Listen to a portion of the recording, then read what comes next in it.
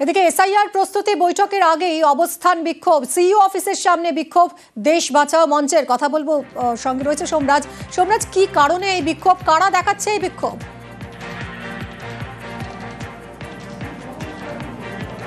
দেখো, দেশ বাঁচাও গণমঞ্চ নামক একটি মঞ্চের তরফে এই বিক্ষোভ দেখানো হচ্ছে রাজ্যের মুখ্য নির্বাচনী আধিকারিকের দপ্তরের সামনে।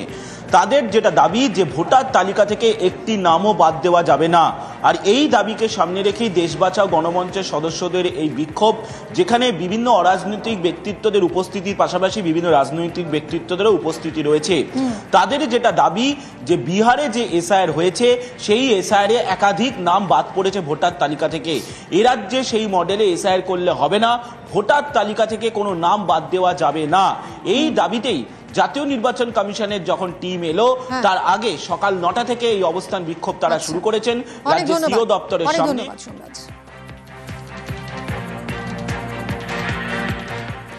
জলপাইগুড়ির নাগরাকাটায় ত্রাণ দিতে গিয়ে আক্রান্ত হয়েছিলেন বিজেপি সাংসদ খগেন মুর্মু। রক্তাক্ত হয়েছিলেন, হাসপাতালে চিকিৎসাধীন তিনি। সেই খগেন মুর্মুকে দেখতে শিলিগুড়ি নার্সিংহোমে সুকান্ত মজুমদার। বিজেপি সাংসদের শারীরিক অবস্থার খোঁজখবর কেন্দ্রীয় প্রতিমন্ত্রীর। গতকাল গিয়েছিলেন মুখ্যমন্ত্রী মমতা বন্দ্যোপাধ্যায়, এবার গেলেন সুকান্ত মজুমদার। আবিরের সঙ্গে কথা বলবো। আবির, আর কি জানা যাচ্ছে? দেখো, শিলিগুড়ির এক বেসরকারি হাসপাতালে ভর্তি রয়েছেন খগেন মুর্মু। তাকে দেখতে কিছুক্ষণ আগে এখানে উপস্থিত হয়েছেন সাংসদ এবং কেন্দ্রীয় মন্ত্রী সুকান্ত মজুমদার। এবং এখান থেকে আজকে তার বিভিন্ন বন্যা দুর্গত বা ক্ষতিগ্রস্ত যে এলাকা রয়েছে সেখানে পরিদর্শনও যাওয়ার কথা রয়েছে। ইতিমধ্যে চিকিৎসকদের তরফ থেকে জানানো হয়েছে যে খগেন মুর্মুকে 6 সপ্তাহের জন্য হাসপাতালে ভর্তি থাকতে হবে এবং ইতিমধ্যে চিকিৎসা প্রক্রিয়াও চলছে। গতকালকে দুপুরেই মুখ্যমন্ত্রী মমতা বন্দ্যোপাধ্যায় তাকে দেখে যান, তার শারীরিক অবস্থার খোঁজ খবর নেন এবং আজকে কেন্দ্রীয় মন্ত্রী সুকান্ত মজুমদার তিনি এসেছেন। তুমি জানো যে নাগরাকাটাতে যে ত্রাণ দিতে যান সেই সময় তারা আক্রান্ত হন এবং এই বেসরকারি হাসপাতালে সুকান্ত মজুমদার শুধুমাত্র খগেন মুর্মু না, একই সঙ্গে দেখা করবেন হচ্ছে শঙ্কর ঘোষের সঙ্গে এবং তাদের শারীরিক অবস্থার খোঁজ নেবেন। ধন্যবাদ আবির। দুটো আলাদা কেস হবে, কেসও আলাদা। নর্মাল লোক আমি যদি করি বাকি গোস্বামী মেরেছে, বাকি গোস্বামী মারার কেস হবে। শুধু মানে গালিগালাজ করেছে। বিপর্যস্ত দুধিয়ায় রোদ ঝলমল, ধীরে ধীরে জল নামছে বালাসনের। এক রাতের বৃষ্টিতে রুদ্রমূর্তি নিয়েছিল বালাসন। ভেঙে যায় ব্রিজ, ধসে যায় বাড়ি, হোমস্টে। নদীর গতিপথ পরিবর্তনের কাজ চলছে, জোর কদমে কাজ করছে পূর্ত দফতর।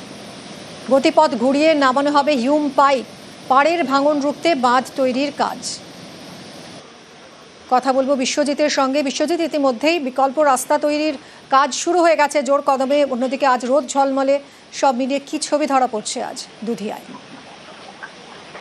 একেবারে বিকল্প রাস্তার কাজ ইতিমধ্যে কিন্তু শুরু করার কাজ শুরু করেছে পূর্ত দপ্তরের আধিকারিকরা। অন্যদিকে বালাসনের জল অনেকটাই কমেছে, আবহাওয়ারও পরিবর্তন হয়েছে এবং যার জন্য কিছুটা হলে স্বস্তি দিচ্ছে এলাকাবাসীদের মধ্যে। কারণ যে দুধিয়ার দিক পুরোপুরি এখন ক্ষতিগ্রস্ত হওয়ার জন্য মিনিস্টের সঙ্গে যে যোগাযোগ ব্যবস্থা তা পুরোপুরি বিচ্ছিন্ন হয়ে গিয়েছিল, সেই ব্যবস্থাকে পুরোপুরি তৈরি করতে ইতিমধ্যে বিকল্প সেতুর কথা মুখ্যমন্ত্রী গতকাল ঘোষণা করেছেন এবং তার কাজ 15 দিনের মধ্যে শেষ করার জন্য ইতিমধ্যে কাজ শুরু করা হয়েছে।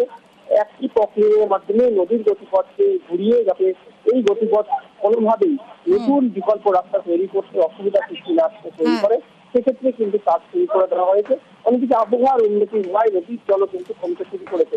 এবং অন্যদিকে তোমাকে যদি ছবিটা বলি যে পূর্ত দপ্তরের কর্মীরা তারা ঘটনাস্থলে লাগাতার রয়েছেন, যাতে এই নদীর যে বালাসন নদীর যে জল তাতে কিন্তু কোনোভাবে যাতে অসুবিধা এই 15 দিনের মধ্যে কাজ করতে অসুবিধা তৈরি না করতে পারে সেদিকেও কিন্তু নজর রাখা হচ্ছে। अभी हम लोग का सिर्फ जितना भी घर है ना उसका बचाना है, समझे ना। इसको बचने से सब कुछ ठीक हो जाएगा। अगर गाड़ी तो 2 दिन बाद चलने से भी कोई बात फर्क नहीं पड़ता है। बात का काम कैसे चल रहा है? बात का काम एकदम फर्स्ट क्लास चल रहा है अभी। आप लोग तो खुशी है अभी? एकदम खुशी है हम लोग। শনিবার রাতভর বৃষ্টি, জলপাইগুড়ির নাগরাকাটায় এখনো ফুঁসছে গাঠিয়া। নদীর ব্রিজ ভেঙেছে, তাই ট্র্যাক্টরে চেপে অথবা হেঁটেই নদী পারাপার। আলিপুরদুয়ারেও একই ছবি, হলং নদীর ব্রিজ ভেঙে বিপত্তি, তাই দড়ি ধরে নদী পার।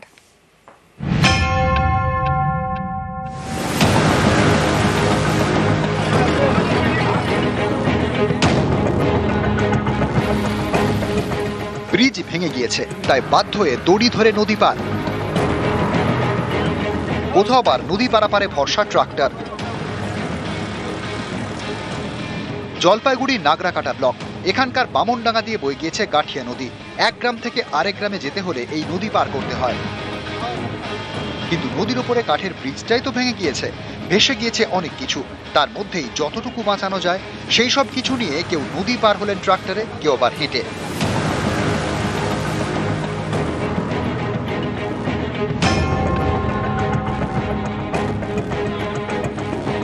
আলিপুরদুয়ারের জলদাপাড়া, এখানে ফুঁসছে হলক নদী।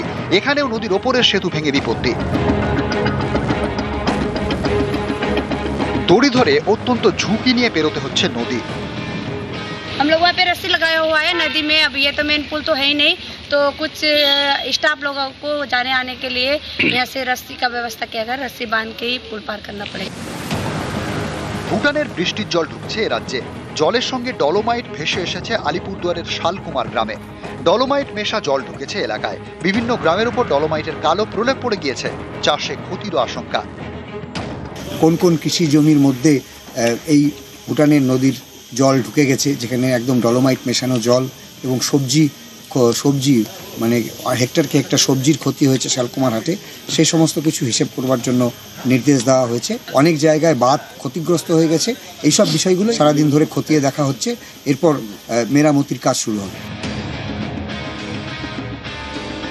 জলপাইগুড়ি থেকে রকি চৌধুরী, আলিপুরদুয়ার থেকে রাজকুমার কর্মকার, নিউজ 18 বাংলা। এদিকে এসআইআর প্রস্তুতি বৈঠকের আগেই অবস্থান বিক্ষোভ, সিইও অফিসের সামনে বিক্ষোভ দেশ বাঁচাও মঞ্চের। কথা বলবো, সঙ্গে রয়েছে সোমরাজ। সোমরাজ, কি কারণে এই বিক্ষোভ, কারা দেখাচ্ছে এই বিক্ষোভ?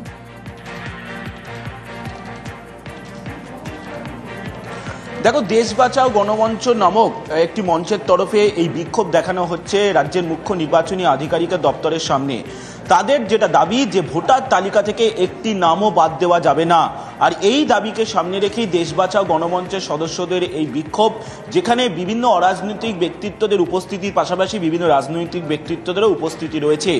তাদের যেটা দাবি যে বিহারে যে এসআইআর হয়েছে, সেই এসআইআরে একাধিক নাম বাদ পড়েছে ভোটার তালিকা থেকে। এ রাজ্যে সেই মডেলে এসআইআর করলে হবে না, ভোটার তালিকা থেকে কোনো নাম বাদ দেওয়া যাবে না।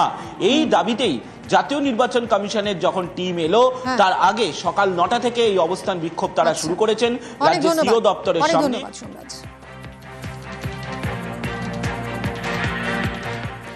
জলপাইগুড়ির নাগরাকাটায় ত্রাণ দিতে গিয়ে আক্রান্ত হয়েছিলেন বিজেপি সাংসদ খগেন মুর্মু। রক্তাক্ত হয়েছিলেন, হাসপাতালে চিকিৎসাধীন তিনি। সেই খগেন মুর্মুকে দেখতে শিলিগুড়ি নার্সিংহোমে সুকান্ত মজুমদার। বিজেপি সাংসদের শারীরিক অবস্থার খোঁজখবর কেন্দ্রীয় প্রতিমন্ত্রীর। গতকাল গিয়েছিলেন মুখ্যমন্ত্রী মমতা বন্দ্যোপাধ্যায়, এবার গেলেন সুকান্ত মজুমদার। আবিরের সঙ্গে কথা বলবো। আবির, আর কি জানা যাচ্ছে? দেখো, শিলিগুড়ির এক বেসরকারি হাসপাতালে ভর্তি রয়েছেন খগেন মুর্মু। তাকে দেখতে কিছুক্ষণ আগে এখানে উপস্থিত হয়েছেন সাংসদ এবং কেন্দ্রীয় মন্ত্রী সুকান্ত মজুমদার। এবং এখান থেকে আজকে তার বিভিন্ন বন্যা দুর্গত বা ক্ষতিগ্রস্ত যে এলাকা রয়েছে সেখানে পরিদর্শনও যাওয়ার কথা হয়েছে। ইতিমধ্যে চিকিৎসকদের তরফ থেকে জানানো হয়েছে যে খগেন মুর্মুকে 6 সপ্তাহের জন্য হাসপাতালে ভর্তি থাকতে হবে এবং ইতিমধ্যে চিকিৎসা প্রক্রিয়াও চলছে। গতকালকে দুপুরেই মুখ্যমন্ত্রী মমতা বন্দ্যোপাধ্যায় তাকে দেখে যান, তার শারীরিক অবস্থার খোঁজ খবর নেন এবং আজকে কেন্দ্রীয় মন্ত্রী সুকান্ত মজুমদার তিনি এসেছেন। তুমি জানো যে নাগরাকাটাতে যে ত্রাণ দিতে যান সেই সময় তারা আক্রান্ত হন এবং এই বেসরকারি হাসপাতালে সুকান্ত মজুমদার শুধুমাত্র খগেন মুর্মু না, একই সঙ্গে দেখা করবেন হচ্ছে শঙ্কর ঘোষের সঙ্গে এবং তাদের শারীরিক অবস্থার খোঁজ নেবেন। ধন্যবাদ আবির। দুটো আলাদা কেস হবে, কেসও আলাদা। নর্মাল লোক, আমি যদি করি বাকি গোস্বামী মেরেছে, বাকি গোস্বামী মারার কেস হবে। ওইখানে তো শুধু মানে গালিগালাজ করেছে। বিপর্যস্ত দুধিয়ায় রোদ ঝলমল, ধীরে ধীরে জল নামছে বালাসনের। এক রাতের বৃষ্টিতে রুদ্রমূর্তি নিয়েছিল বালাসন। ভেঙে যায় ব্রিজ, ধসে যায় বাড়ি, হোমস্টে। নদীর গতিপথ পরিবর্তনের কাজ চলছে, জোর কদমে কাজ করছে পূর্ত দফতর। গতিপথ ঘুরিয়ে নামানো হবে হিউম পাইপ, পাড়ের ভাঙন রুখতে বাঁধ তৈরির কাজ। কথা বলবো বিশ্বজিতের সঙ্গে। বিশ্বজিৎ, ইতিমধ্যেই বিকল্প রাস্তা তৈরির কাজ শুরু হয়ে গেছে জোর কদমে, অন্যদিকে আজ রোদ ঝলমলে, সব মিলিয়ে কি ছবি ধরা পড়ছে আজ দুধিয়ায়? একেবারে বিকল্প রাস্তার কাজ ইতিমধ্যে কিন্তু তৈরি করে শুরু করার কাজ শুরু করেছে পূর্ত দপ্তরের আধিকারিকরা। অন্যদিকে বালাসনের জল অনেকটাই কমেছে, আবহাওয়ারও পরিবর্তন হয়েছে এবং যার জন্য কিছুটা হলে স্বস্তি দিচ্ছে এলাকাবাসীদের মধ্যে। কারণ যে দুধিয়ার দিক পুরোপুরি একেবারে ক্ষতিগ্রস্ত হওয়ার জন্য মিনিস্টের সঙ্গে যে যোগাযোগ ব্যবস্থা তা পুরোপুরি বিচ্ছিন্ন হয়ে গিয়েছিল, সেই ব্যবস্থাকে পুরোপুরি তৈরি করতে ইতিমধ্যে বিকল্প সেতুর কথা মুখ্যমন্ত্রী গতকাল ঘোষণা করেছেন এবং তার কাজ 15 দিনের মধ্যে শেষ করার জন্য ইতিমধ্যে কাজ শুরু করা হয়েছে। একই প্রক্রিয়ার মাধ্যমে নদীর গতিপথকে ঘুরিয়ে যাতে এই গতিপথ কোনোভাবেই নতুন বিকল্প রাস্তা তৈরি করতে অসুবিধা সৃষ্টি না তৈরি করে, সেক্ষেত্রে কিন্তু কাজ শুরু করে দেওয়া হয়েছে। অন্যদিকে আবহাওয়ার উন্নতি হওয়ায় নদীর জলও কিন্তু কমতে শুরু করেছে। এবং অন্যদিকে তোমাকে যদি ছবিটা বলি যে পূর্ত দপ্তরের কর্মীরা তারা ঘটনাস্থলে লাগাতার রয়েছেন, যাতে এই নদীর যে বালাসন নদীর যে জল তাতে কিন্তু কোনোভাবে যাতে অসুবিধা এই 15 দিনের মধ্যে কাজ করতে অসুবিধা তৈরি না করতে পারে সেদিকে কিন্তু নজর রাখা হচ্ছে। अभी हम लोग का सिर्फ जितना भी घर है ना उसका बचाना है, समझे ना। इसको बचने से सब कुछ ठीक हो जाएगा। अगर गाड़ी तो 2 दिन बाद चलने से भी कोई बात फर्क नहीं पड़ता है। बात का काम कैसा चल रहा है? बात का काम एकदम फर्स्ट क्लास चल रहा है अभी। आप लोग तो खुशी है अभी? एकदम खुशी है हम लोग। শনিবার রাতভর বৃষ্টি, জলপাইগুড়ি নাগরাকাটায় এখনো ফুঁসছে গাঠিয়া। নদীর ব্রিজ ভেঙেছে, তাই ট্রাক্টরে চেপে অথবা হেঁটেই নদী পারাপার। আলিপুরদুয়ারেও একই ছবি, হলং নদীর ব্রিজ ভেঙে বিপত্তি, তাই দড়ি ধরে নদী পার।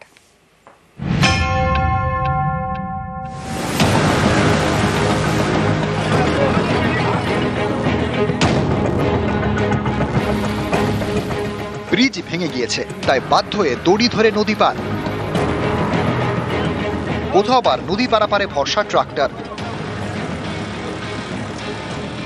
জলপাইগুড়ি নাগরাকাটা ব্লক, এখানকার বামনডাঙ্গা দিয়ে বয়ে গিয়েছে গাঠিয়া নদী। এক গ্রাম থেকে আরেক গ্রামে যেতে হলে এই নদী পার করতে হয়।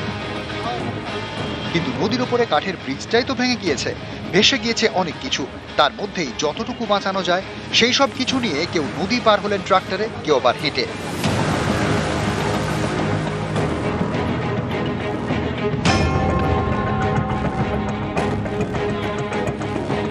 আলিপুরদুয়ারের জলদাপাড়া, এখানে ফুঁসছে হলং নদী। এখানেও নদীর ওপরের সেতু ভেঙে বিপত্তি। দড়ি ধরে অত্যন্ত ঝুঁকি নিয়ে পেরোতে হচ্ছে নদী। हम लोग वहाँ पे रस्सी लगाया हुआ है नदी में। अब ये तो मेन पुल तो है ही नहीं, तो कुछ स्टाफ लोगों को जाने आने के लिए यहाँ से रस्सी का व्यवस्था किया गया। रस्सी बांध के ही पुल पार करना पड़ेगा। ভুটানের বৃষ্টির জল ঢুকছে এ রাজ্যে। জলের সঙ্গে ডলোমাইট ভেসে এসেছে আলিপুরদুয়ারের শালকুমার গ্রামে। ডলোমাইট মেশা জল ঢুকেছে এলাকায়। বিভিন্ন গ্রামের উপর ডলোমাইটের কালো প্রলেপ পড়ে গিয়েছে, চাষে ক্ষতিরও আশঙ্কা। কোন কোন কৃষি জমির মধ্যে এই ভুটানের নদীর জল ঢুকে গেছে, যেখানে একদম ডলোমাইট মেশানো জল এবং সবজি মানে হেক্টরকে হেক্টর সবজির ক্ষতি হয়েছে শালকুমার হাটে, সেই সমস্ত কিছু হিসেব করবার জন্য নির্দেশ দেওয়া হয়েছে। অনেক জায়গায় বাঁধ ক্ষতিগ্রস্ত হয়ে গেছে।